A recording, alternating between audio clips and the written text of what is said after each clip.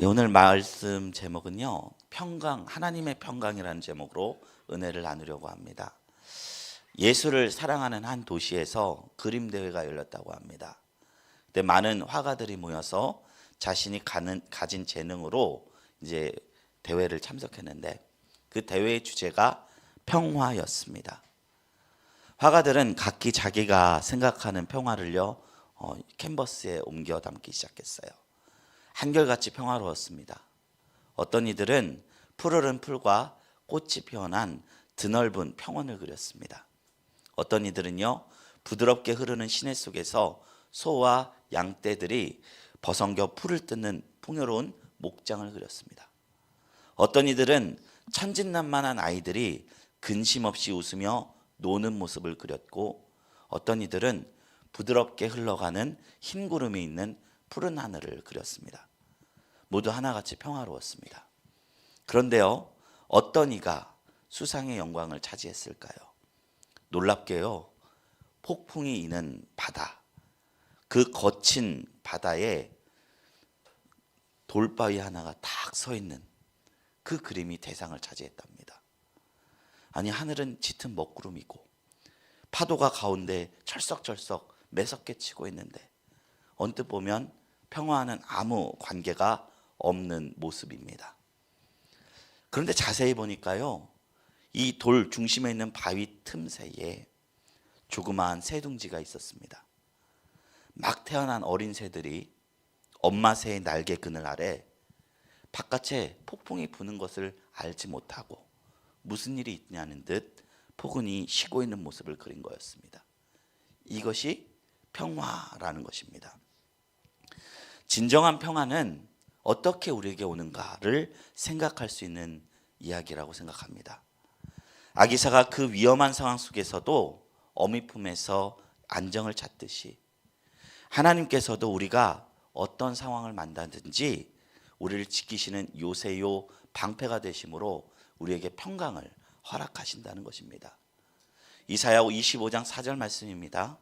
주는 포악자의 기세가 성병을 치는 폭풍과 같을 때에 빈궁한 자의 요새이시며 환난당한 가난한 자의 요새이시며 폭풍 중에 피난처시며 폭양을 피하는 그늘이 되셨사오니. 사람들은요, 대개 환경의 지배와 영향을 받습니다. 우리가 밥을 먹지 않으면 배고파요. 배고프면 짜증나요. 짜증나면 주변 사람을 힘들게 만들어요. 물을 먹지 않으면요, 목이 말라요. 그게 당연한 것입니다. 폭력과 다툼 가운데 자란 사람은 마음의 상처를 입습니다. 그리고 사랑을 많이 받고 자란 사람은 덕이 있는 성품을 갖게 됩니다. 마른 땅에서는 가라지가 나고 물가에 핀 나무는 풍성한 열매를 맺습니다. 우리나라 속담에도 곡간에서 인심난다라고 말해요. 그러다 보니까 대부분의 사람들이 이 환경을 넘어서지 못한다는 거예요. 제가 존경하는 한 목사님이 제가 유튜브에서 이런저런 설교를 듣다가 이런 말씀을 하시더라고요. 우리가 선한 사람과 악한 사람을 나누는 기준 속에 그런 사람이 있습니다. 법 없이도 살 사람이다. 선한 사람이다. 착한 사람이다. 이렇게 말하기 전에 우리가 생각할 것이 있다는 거예요. 뭐냐면 정말 나는 선한 사람인가? 아니면 악하게 될 계기를 만나지 못한 사람인가? 그래서 선한 사람으로 내 자신을 내세울 수 있는 것이냐라는 통찰을 주시더라고요. 우리가 실존적인 벼랑 앞에 서기 전까지는 내가 어떤 존재인지 선한 사람인지 깨닫지 못하는 경우가 참 많이 있다는 것입니다. 그래서 우리는 누구도 스스로 선하다 아무로 말할 수 없는 것이죠. 우리가 성장 과정 가운데 마음속에 구멍이 뚫리면요, 그 구멍을 채우려다가 인격이 구겨집니다. 이 구겨짐이 심하면요, 일평생을 치유되지 않는 상처를 안고 살아가는 인생도 생기기 마련입니다. 그 가운데 범죄자들도 나오고요, 인생을 포기한 사람들도 나옵니다. 그래서 재판을 할 때 그 범죄자들이 어떤 성장 과정을 갖고 있느냐 고려한다죠. 그래서 때때로 어떤 부모님들은 자녀들에게는 구김살을 주지 않으려 무던히도 노력해요.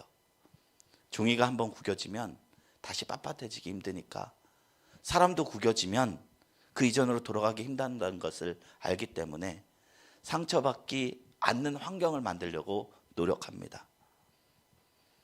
그러나 세상은 누군가 말했듯이 고해와 같기에, 고통의 바다와 같기에 어느 누구도 한 번쯤은 실존의 벼랑 앞에 서게 되기 마련이라는 것입니다. 그래서 말이 쉽지 환경을 초월하는 감사를 한다는 것, 그것은 사람의 힘으로는 쉽사리 가능한 것 아닙니다. 우리 힘으로 의지를 발휘하여 그 순간만은 아닌 척할 수는 있어요. 그러나 삶은 계속해서 이어지는 것이기에 그 결심으로 내 인생을 살아내는 것은 전혀 다른 영역이라는 것입니다. 성경에서요, 일순간은 극복했지만 결국에는 그 상처 속에서 괴로워했던 한 인물이 나옵니다. 우리가 잘 알고 있는 욥이라는 인물입니다. 욥은요, 성경에서 표현하길 당대 의로운 자라라는 표현이 있을 만큼 하나님 앞에 의로운 자였습니다. 그런데 어느 날 사탄이 그가 의로울 수 있는 것은 그의 환경 때문이다, 하나님 앞에서 잠소를 해요. 하나님이 두 손으로 그의 재물을 불려주시고 그 토끼 같은 자식들 주시고 화목함을 주셨기에 그가 하나님을 경배하는 거 아니냐. 그리고 허락하신다면 내가 욥이 갖고 있는 모든 재산을 빼앗게 해달라, 이렇게 요청합니다. 하나님은요, 욥이 아무것도 없는 가운데서도 자기를 찬양하는 자이라는 것을 알고 계셨어요. 그가 그 시험도 감당할 만한 그릇이라는 것을 알고 계셨어요. 그래서 사단에게 그 믿음을 증명하기 위하여 사단의 계략을 허락하셨습니다. 그러자 사탄은 즉시 그가 가진 모든 것을 빼앗습니다. 재산이 약탈당하는 가운데 종들이 죽임을 당합니다. 하늘에서 불이 떨어져 양떼들이 몰살을 당하고, 이 소식을 듣고 있는 와중에 다른 사람이 욥을 찾아왔어요. 집이 지금 무너져 갖고 당신의 10 자녀들이 죽었다는 이야기를 합니다. 그때 욥은요, 입술로 하나님께 범죄하지 않았습니다. 주신 자도 여호와시오 거두신 이도 여호와시오니 오직 여호와의 이름만이 찬양을 받을지어다라고 말씀했어요. 사단이 독이 올랐어요. 하나님이 다른 거 허락하셨는데 욥의 건강은 안 건드렸지 않습니까? 이번엔 건강을 무너뜨리게 허락해 주십시오. 그러거라 허락해 주셨어요. 이번엔 사탄이 그의 건강을 무너뜨립니다. 온몸에 욕창이 나서 긁어도 가려움이 해결이 되지 않아요. 그래서 기왓장을 들고 온몸에 피가 나도록 몸을 긁습니다. 그 모습을 본 욥의 아내는요, 하나님을 욕하고 죽으라고 저주합니다. 그러나 욥은요, 그 가운데서도 아내에게 복 주신 이도 하나님이시고 저주를 주신 이도 하나님이시니 하나님을 원망하지 말라며, 어리석은 여인과 같이 되지 말라며 하나님을 원망하지 않았던 사람입니다. 참 위대한 사람이죠. 그런데요, 욥기를 계속해서 읽어보면요, 이 내용은 1장, 2장, 2장밖에 없어요. 욥이 이 고백을 하고 무너지는 순간이 옵니다. 그건 뭐냐? 친구들이 왔을 때. 욥을 위로하러 온 새 친구들이요, 욥의 처참한 모습을 보면서요 7일간을 울어줍니다. 옷을 찢어가며 내 친구 욥아, 내 친구 욥아. 참 좋은 친구들이죠. 근데 이 친구들이 7일을 울어주니까 그제서 욥이 비로소 하나님을 향한 자신의 본심을 이야기해 시작합니다. 자신의 삶을 저주하기 시작한 거예요. 욥기 3장이에요. 그 3장부터 계속 이어지는 하나님을 향한 원망, 인생에 대한 한탄을 이야기하는 겁니다. 3장 1절 뭐라 하냐? 그 후에 욥이 입을 열어 자기의 생애를 저주하니라. 마음속에 절망과 슬픔으로 인해 차라리 죽기를 바라는 정든 처지에 있던 것입니다. 그의 원망은 그때부터 시작해서 친구들의 말에 점점 더 커지기 시작해요. 이에 나름대로 욥을 위로하려고 대만 사람 엘리바스가 5장에서 이렇게 말해요. 하나님께 징계받는 자는 복이 있다. 너는 전능자의 징계를 업신여기지 말라. 하나님이 구원하실 것이다. 6가지 환난에서 너를 구원하시며 7가지 환난에라도 그 재앙이 내게 미치지 않게 하시며 기근 때에 죽음에서 전쟁 때의 칼의 위협에서 너를 구원하실 것이다. 이렇게 답변했어요. 이 말이 틀린 말처럼 보이십니까? 나름대로 신앙적인 답변이에요. 그리고 심지어 목회자들이요, 고난 속에 신방하면은 다 이런 내용을 말씀하고 나누고 있어요. 설교 속에서도 고난에 빠진 분들에게 이 엘리바스의 말 이상 이하도 전할 수가 없어요. 저 또한 마찬가지고요. 틀린 말 같지도 않고 신앙적인 언어 같습니다. 근데 이게 그냥 오자마자 하나님 위로해 준대, 하나님 고쳐준대, 바로 이렇게 밉게 말한 것도 아닙니다. 7일을 울어준 뒤에 욥이 먼저 자기 생애를 저주하니까 그제서야 한 말입니다. 어리석게 남의 고난을 가벼이 말하며 한 말도 아닙니다. 그런데 욥이 이 엘리바스의 이야기에 어떻게 답변합니까? 6장 5절 말씀인데요. 들나귀가 풀이 있으면 어찌 울겠으며 소가 꼴이 있으면 어찌 울겠느냐. 내가 나귀들이 풀이 없어서 우는 거지, 풀이 있으면은 당연히 울지 않지. 25절 말씀이에요. 너희 말 틀리지 않았다. 옳은 말이 어찌 그리 고통스러운고 너희의 책망은 무엇을 책망하느냐. 너희가 남의 말을 꾸짖을 생각을 하나 실망한 자의 말은 바람과 같다. 너희는 고아를 제비 뽑으며 너희 친구를 팔아 넘기는구나. 욥이요 1장과 2장에서는 큰 절망 속에서도 하나님을 찬양하는 위인이었지만 그럼에도 불구하고 그 안에 평강을 극복할 수 없었습니다. 한편으로는 계속되는 고통 앞에 절망할 수밖에 없었던, 마치 고난 앞에 절망하는 우리의 모습 또한 욥에게 있었다는 것입니다. 그럼 우리는 함부로 욥을 위인처럼 여기지 않아야 돼요. 욥은 동방의 의인이었습니다. 그의 의로움은 하나님이 인정할 정도였습니다.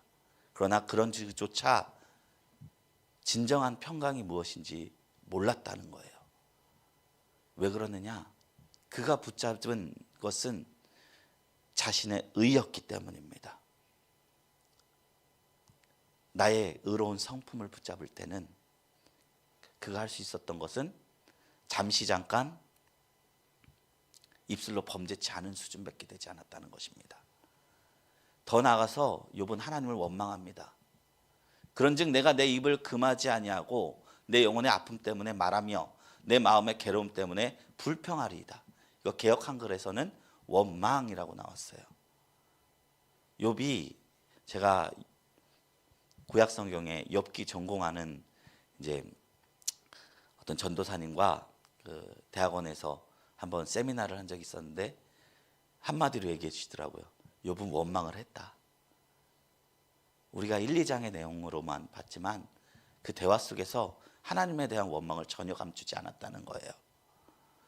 입술로는 하나님의 뜻이 있을 거라고 여기면서도 마음 깊은 곳에서는 하나님을 향한 원망이 있었던 것입니다. 그리고 그 중심에는 그래도 나는 의로운 자인데 라는 인식이 있었다는 것입니다. 설사 죄인이라 할지라도 나는 이 정도의 벌을 받을 만한 그러한 죄인은 아닌데 라는 인식이 있었다는 것입니다. 그 억울함은 사람의 말로는 도저히 해결할 수 없는 수준의 억울함이었다는 것입니다. 그런데요, 그런 그가 언제 그 원망, 너무나 당연한 그 원망감을 극복하고 환경을 넘어서는 평강으로 살아갈 수 있었느냐? 폭풍 가운데 임재하셨던 하나님을 만난 뒤였습니다.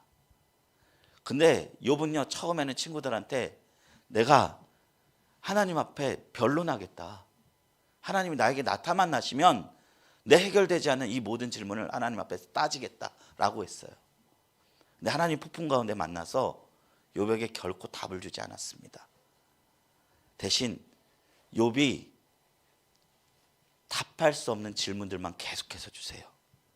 이 세상이 어떻게 만들어졌는지, 이 지구가 이렇게 우주 가운데 설 때 너는 어떤 원리로 이게 살게 되는지 넌 아느냐? 피조물들의 신비함, 뭐 타조가 멍청한 거 보이는데 그가 달릴 때는 말보다도 빠르게 달린다.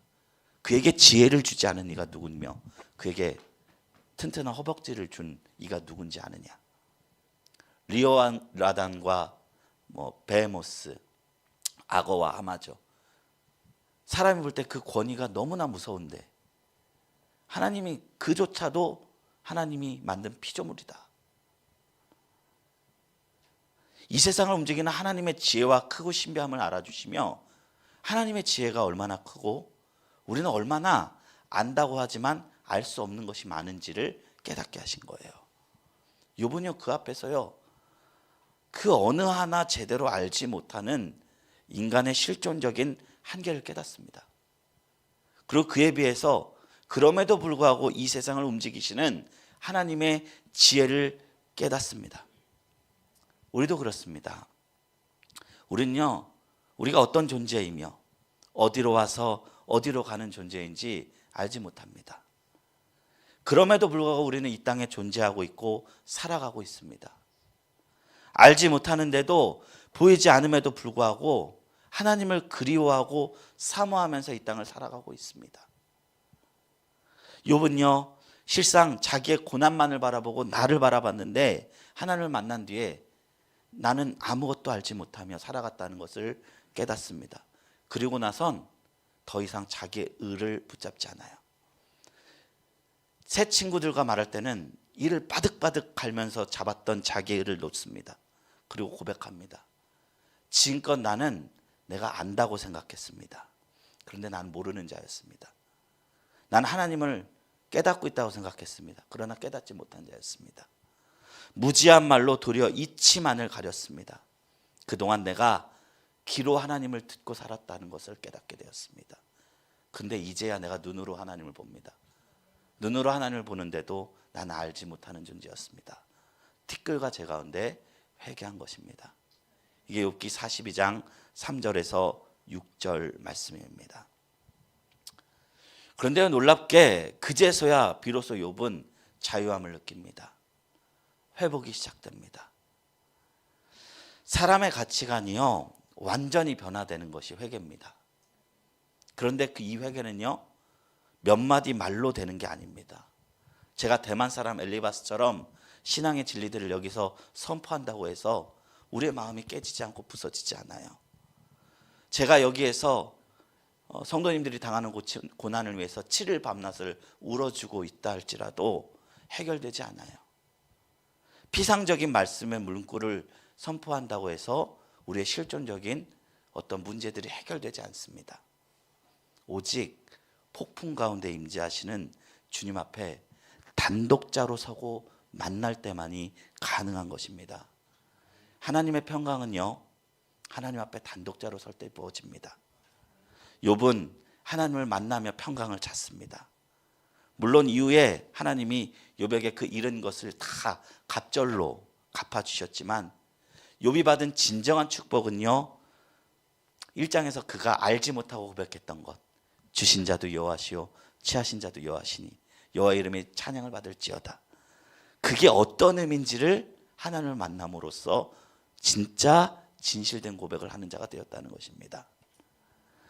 오늘 본문 말씀도요 고난을 이길 수 있는 힘, 염려를 이길 수 있는 힘, 그것이 어디에 있느냐? 나의 의가 아니라 하나님께 나아가 맡겨드리는 것, 그래서 하나님을 만나는 것, 그것에 있음을 우리에게 이야기하고 있습니다. 욥은 하나님을 만나서 회복되었습니다. 환경의 개선이 먼저가 아니라 하나님이 내 삶의 실제가 되니 마음이 회복되고 그 열매로 자신의 환경도 회복되는 역사를 이룬 것입니다. 그래서 우리는요 우리 안에 평강이 깨질 때 오늘 본문 말씀을 다시 한번 되뇌었으면 좋겠습니다. 우리 다시 한번 본문 말씀을 한 목소리로 읽었으면 좋겠습니다. 아무것도 염려하지 말고 오직 모든 일에 기도와 간구로 너희 구할 것을 감사함으로 하나님께 아뢰라. 그리하면 모든 지각에 뛰어난 하나님의 평강이 그리스도 예수 안에서 너희 마음과 생각을 지키시리라. 우리가 하나님 앞에 나아갈 때 비로소 우리의 마음이 지켜진다는 것입니다. 신앙은요 우리가 힘내서 하는 게 아닙니다. 부어지는 힘으로 하는 것입니다. 마귀는요, 우리를 신앙을 무너뜨리려 우는 사자와 같이 달려듭니다. 우리의 힘으로 이기는 것이 아닙니다. 아까 찬송으로 고백했죠. 믿음이 이깁니다. 주 예수를 믿음으로 하나님의 평강이 우리 안에 부어졌을 때 그 힘으로 감당해 나가는 것입니다. 의지만 가지고 우리 마음과 행실이 달라집니까? 저보다 더 잘 아시겠지만 절대 그렇지 않다는 것입니다. 죄에 대해도 그래요. 우리가 죄에 대해서 무관심할 때는 안 지을 수도 있을 것 같아요. 근데 우리가 한번 내 의지로 죄를 안 지어보려고 한번 먼지만한 죄도 안 지어보려고 의식하면서 살아보면 우리는 반드시 한 사실을 깨닫게 되는데, 내가 죄인이라는 사실입니다. 내 마음도 못 다스립니다. 왜냐하면 죄는 마음으로부터 시작되는 거거든요. 미움이 살인인데, 그렇게 치면 저도 일주일간 몇 명을 죽였는지 모릅니다. 죄송합니다. 이해할 줄로 믿습니다. 신앙은 그러므로 하나님의 마음으로 살아가는 과정입니다. 이것을 감당하려면 내가 하는 것이 아니라 부어져야 합니다. 내 힘, 내 의지로 감당하는 것이 아니라, 그런 것은 완전한 의인이었던 욥도 가능하지 않았던 것이에요. 내가 부서지고 하나님의 생각이 부어질 때 가능한 것입니다. 하나님의 생각이 부어지는 순간 우리 안에 도우시고 인도하시는 성령께서 역사하시기 시작합니다. 그러면 우리는 그제서야 환경을 넘어서는 평안과 기쁨을 경험하게 될 줄로 믿습니다. 참 신앙인은 마귀가 세상이 아무리 우리를 구겨뜨리고 우겨쌀지라도 하나님께서 허락하시는 평강과 희락을 경험하는 자들입니다. 제가 이것을 말씀드리는 이유는요, 이런 경험이 있기 때문입니다. 제가 그런 게 아니라요, 봤어요. 제가 대학교 시절에 소록도 봉사활동을 간 적이 있습니다. 소록도는 아시다시피 한센병 환자들이 사는 곳이죠.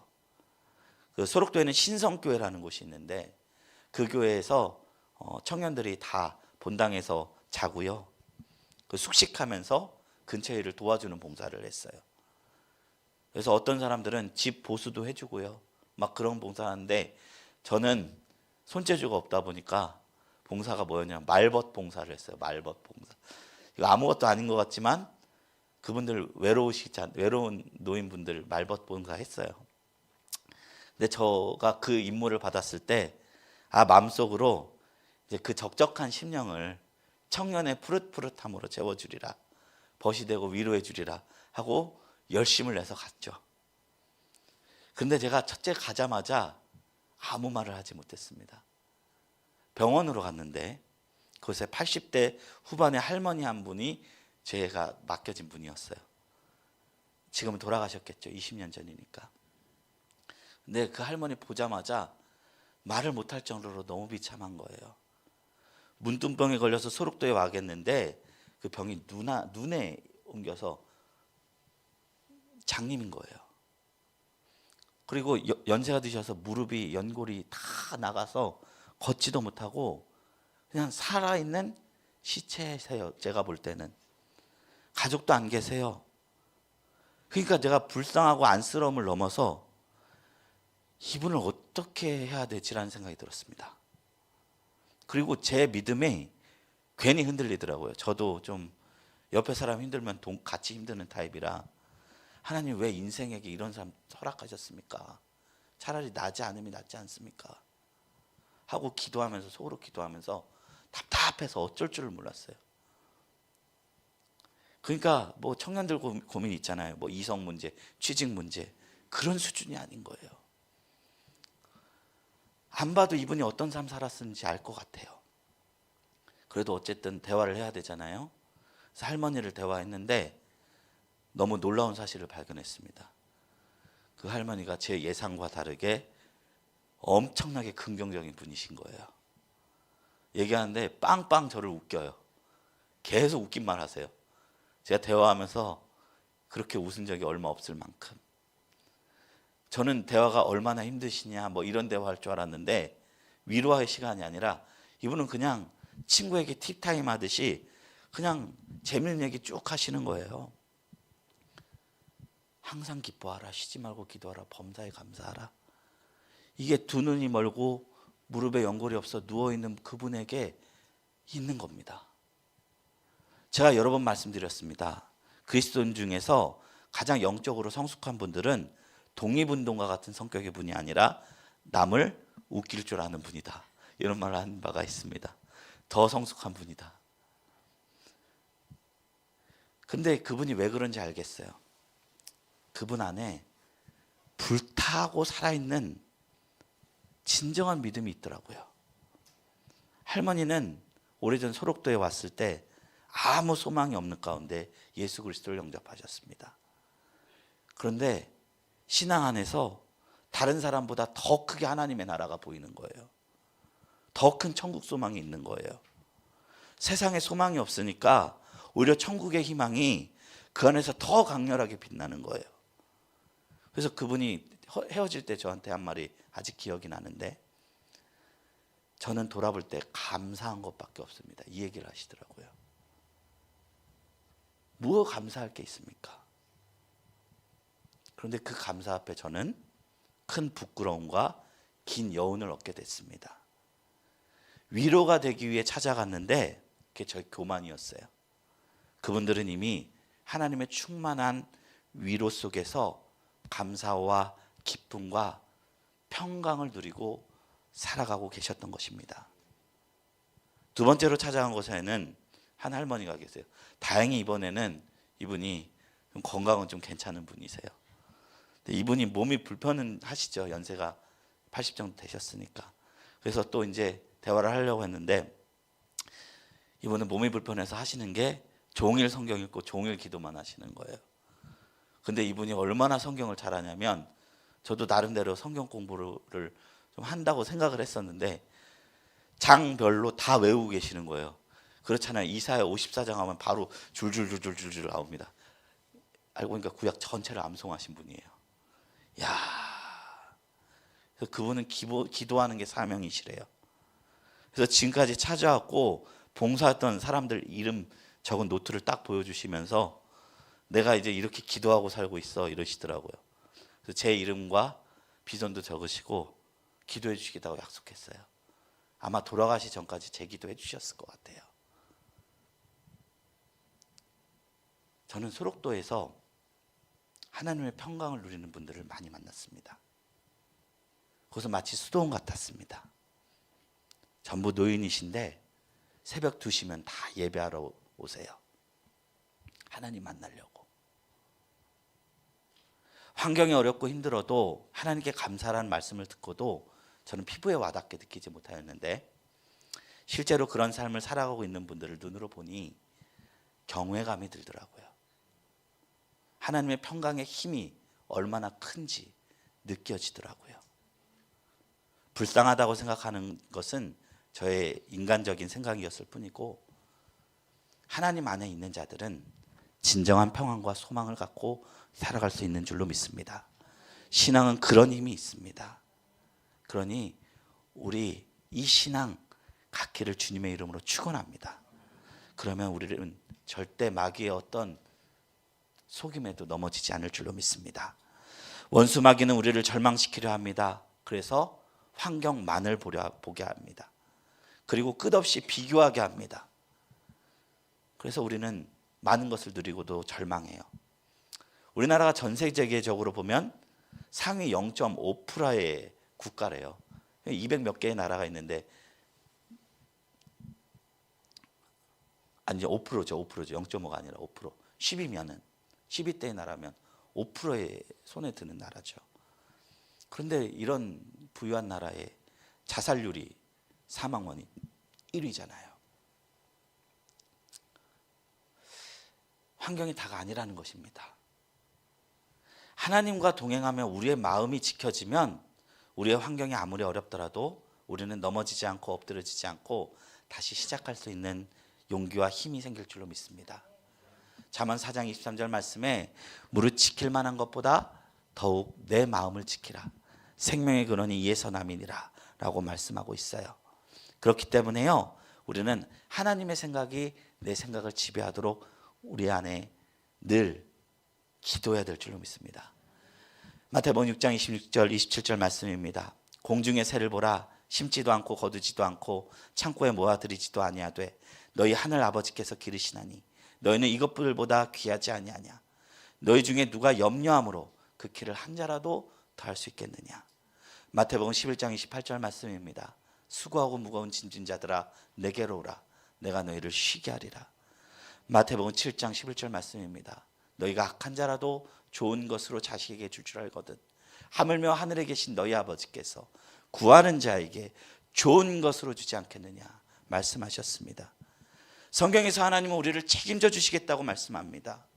이 존재적 선언 앞에 우리가 믿음으로 선다면 우리는 폭풍과 물어치는 파도 속에서도 어미의 날개 아래 평안을 누렸던 새끼새와 같이 불 가운데서도 물 가운데서도 환난 가운데서도 흔들리지 않는 평강으로 서는 믿음의 거인이 될 줄로 믿습니다.